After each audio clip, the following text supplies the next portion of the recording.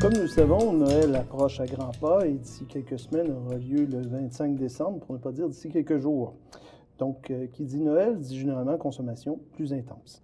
Et nous faisons appel, ni plus ni moins, à l'écoquartier Sainte-Marie, représenté par Mathieu Poirier, également l'écoquartier Saint-Jacques, représenté par Chantal Comeau.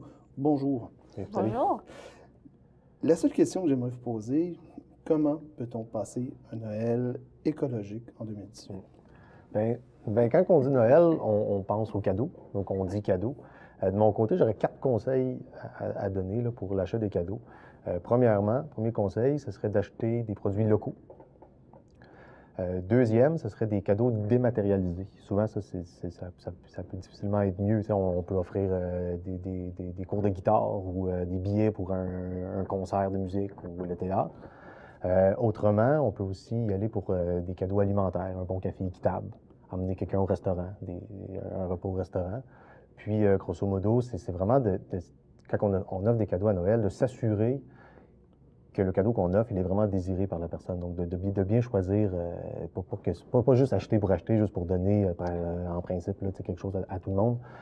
De bien choisir, puis en ce sens-là, la carte cadeau, quand on ne sait pas quoi donner, ça peut être vraiment... C'est vraiment intéressant, parce qu'au moins, tu sais que la personne va s'acheter quelque chose qu'il veut avec sa carte cadeau. Donc, OK, d'accord. Je commencerai avec ça. Est-ce que vous êtes d'accord, Mme Comeau? Oui, bien, il vient de donner, en fait, d'excellentes idées de cadeaux. Je suis contente de ne pas avoir fait mon magasinage encore. Mais oui, en plus de cadeaux, lorsqu'on parle de Noël, on pense aussi automatiquement à décoration, lumière. Okay. Donc, tu sais, je pense que, comme Mathieu disait, l'idée, c'est peut-être de ne pas consommer pour consommer. Donc, quand on pense aux décorations de Noël, ce qui peut être intéressant aussi, c'est de soit en fabriquer soi-même à la maison. Ça peut être une activité de famille aussi très, très intéressante. Parfait. Ou bien de réutiliser des choses que nous possédons déjà. On a amené un petit exemple ici, justement, de décoration de Noël. Le Père Noël c'est une décoration que nous avons au bureau. Le Père Noël a été acheté deuxième main dans un magasin où on revend des choses. Et les décorations ont été fabriquées à la main, en fait, avec un rouleau de papier de toilette. Vite, on peut fabriquer des fleurs de Noël quand même assez facilement. Et donc, c'est juste pour donner une petite idée. Donc, de fabriquer, si on peut, soi-même nos propres décorations. Pareillement pour l'emballage. Hein? Si on doit acheter un cadeau matériel, peut-être de l'emballer avec, par exemple, du papier journal, du magazine, quelque chose qu'on a à la maison qui traîne, par exemple. Est-ce que vous êtes d'accord avec M. Poirier qui dit à ce moment-là, oui, quelque part, d'avoir un cadeau peut-être immatériel, mais surtout d'avoir, comment je pourrais dire, de bien cibler les besoins de la personne ou les goûts. Dans le fond, qui peut-être va réduire, dans le fond, la consommation. Oui, tout à fait, parce que souvent, on veut acheter pour faire plaisir à la personne, mais si on n'est pas sûr de si la personne va l'aimer, dans le fond, je crois qu'il vaut mieux, comme suggérait Mathieu, acheter une carte cadeau, ou bien même faire un don de son temps, rendre un service à la personne, par exemple. Et tout dans l'idée de peut-être diminuer un peu notre consommation aussi. Dans les ateliers qui sont offerts par les différents écoquartiers aussi, on va souvent avoir des conseils sur comment justement moins consommer à la maison. Donc, l'idée vraiment, justement, si tu reçois un cadeau ou autre qui est moins quelque chose qui t'intéresse, peut-être qu'on peut leur redonner ou donner une deuxième vie. C'est donner une deuxième vie aux objets, en fait. Donc, vous conseillez, ni plus ni moins, si on reçoit un cadeau qui n'est pas nécessairement agréable, de le refiler à notre voisin, c'est ça? Qui va l'aimer, s'il va l'apprécier. Oui, mais on cherche d'éviter ça. Oui, tout à fait. Super. Donc, qui parle de cadeaux, forcément, il parle aussi de sapin. Sapin naturel ou sapin artificiel? Ça, c'est difficile. Oui, ça, c'est un beau débat. Ça, c'est difficile, oui.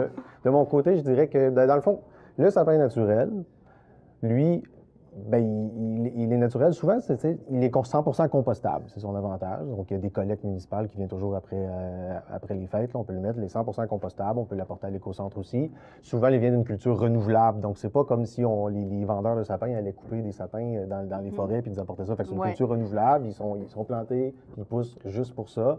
La question primordiale qu'il faut se demander, c'est d'où vient ce sapin-là. S'il vient de Montréal, c'est pas si mal. S'il vient de la Mauricie ou d'encore plus loin, bien là, ensuite, ton empreinte de carbone là, est plus grande. Plus grande.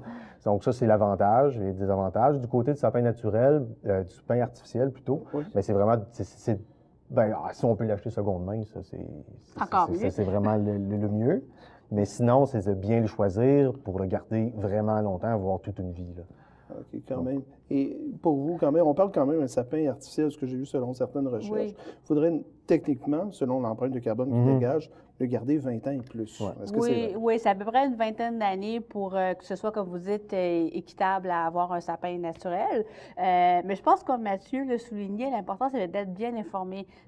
Chacun peut faire son propre choix, mais c'est de poser des gestes qui vont limiter la consommation ou ton empreinte de carbone. Donc, si tu achètes un sapin naturel qui vient pas trop loin de chez toi, déjà, tu diminues ton impact sur l'environnement.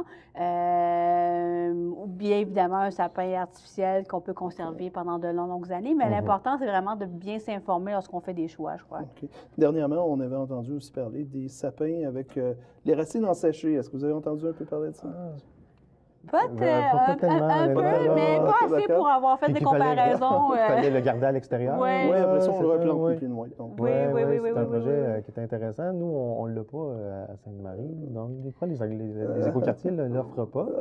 Mais ce serait intéressant pour les années, ça serait peut-être une solution viable, ni plus ni moins. Oui, puis ce qui est intéressant, c'est qu'il y a souvent de nouveaux actions qui vont être faites justement pour être encore plus environnementales. Donc, ensuite, c'est d'évaluer les impacts, les pour et les contre et de proposer des choix alternatifs aux gens. Donc, si je résume, c'est un peu à l'étude, dans le fond, pour vous.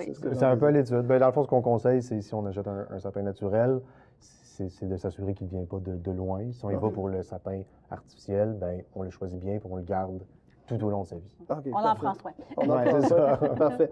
Et bon, nous avons parlé dans le fond du sapin, des cadeaux, et forcément vient le réveillon de Noël et son cortège de nourriture. Qu'est-ce qu'on fait avec ça? Ça, c'est difficile de couper la viande dans plusieurs familles du Québec. Du moins, là. Je vois que c'est... en fait, c'est peut-être plus la philosophie à adopter. C'est sûr, les gens vont continuer avec, comme vous dites, le cortège de nourriture, le souper et tout. Mais après, s'il est possible de limiter les restes. De faire en sorte aussi, on parlait aussi ensemble, juste avant l'entrevue, de choses qui peuvent être faites justement dans la cuisine pour limiter le gaspillage. Comme par exemple, si on prend l'habitude de fabriquer ses propres emballages alimentaires réutilisables. Déjà là, les restes, il va y avoir moins de gaspillage par la suite. Mais est-ce que vous auriez des exemples d'emballages réutilisables, justement? Pour la cuisine? Pour la cuisine. Des plats. Oui, tout à fait.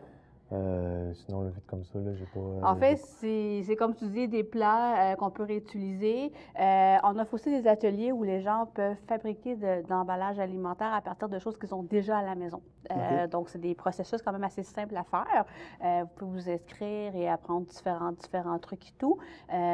Donc, c'est des choses qui peuvent être fabriquées avec du matériel qu'on possède déjà à la maison. OK, donc quand même pas refaire un sac Ziploc, là? Non. OK, évitez, tout simplement. Parfait. Et donc, finalement, en terminant un peu ce spécial Noël, si vous me permettez, souvent, on est appelé à avoir la parenté, justement, d'utiliser notre transport. Est-ce que vous avez des conseils au niveau d'un transport écologique, justement, pour aller peut-être en région ou quoi que ce soit? Covoiturage. Oui. Toujours, oui, dans la mesure du possible, soit transport en commun ou covoiturage. Toujours de mise, lorsque c'est possible, évidemment.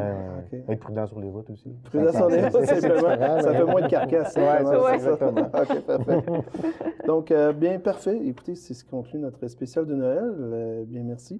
Je vous laisse le soin peut-être de souhaiter à nos téléspectateurs vos souhaits que vous aimeriez peut-être partager. Ben oui, joyeux Noël à tous les gens du Centre-Sud, de Sainte-Marie et de Ville-Marie. À tout le monde, en fait. Joyeux Noël à tout le monde, et puis on vous souhaite un joyeux Noël avec une petite pensée écologique pendant le temps des fêtes. Parfait, c'est ce qui conclut notre émission. Merci à vous d'être passé autour de nous. Merci beaucoup.